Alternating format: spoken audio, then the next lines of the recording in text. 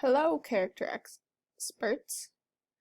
Today, we are officially over halfway through our week-long study of character and character traits. Look at you go. Keep up the good work. Today, we're going to put everything together that we've learned so far about characters and their traits. Let's start by refreshing our memories on what a character is.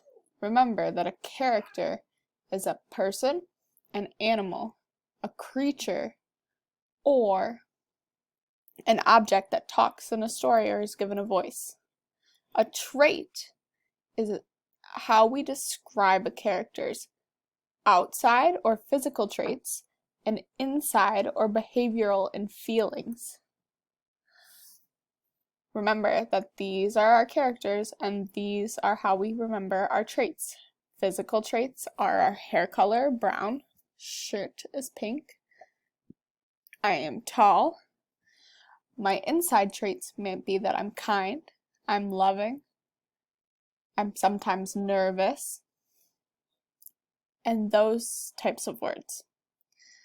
Today's activities are pretty short compared to our other activities we've done this week. We're just going to put everything all together. Your first task is going to be to listen to one of my personal favorite stories, I Need My Monster by Amanda Null. In this story, you're going to meet multiple different characters. While you're listening, you're going to pay close attention to the characters' names and their traits, because when you finish listening, after you've watched this video, you're going to come down to the to-do little sticky note, and you're going to click on it, and it's going to bring you to what do you know about the characters?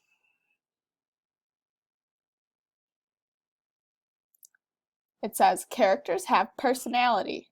After reading, identify the character traits and list them below. You're going to use some evidence to support your trait. Remember that sometimes characters may show more than one trait. So could they be scary and nice? They sure could be. So you're going to pick one character, two characters, three characters from today's story. You're going to write their name. You're going to write a trait or two to describe them. And then you're going to put how you knew that that trait was there. Remember that you can come up to tools and use this voice type speaker notes to type in each of these boxes. Because I know typing for you all is quite difficult, and we don't know how to spell a lot of words yet in kindergarten, and that's okay. I want you to do your best on today's activities. It's nice and short. You don't have a Nearpod activity today. Just listen to the story, complete the worksheet. And remember, if you're in the middle of completing your worksheet and you need to go back to the story to refresh it, the story is always right here.